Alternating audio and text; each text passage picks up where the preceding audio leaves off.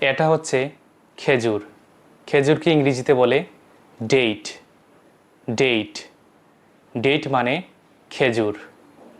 এটা হচ্ছে ডুমুর। ডুমুরকে ইংরেজিতে বলে ফিগ। ফিগ ফিগ মানে ডুমুর। এটা হচ্ছে জলপাই। জলপাইকে ইংরেজিতে বলে অলিভ। অলিভ অলিভ মানে জলপাই। এটা হচ্ছে ডালিম। ডালিমকে ইংরেজিতে বলে পমাগ্রানেট।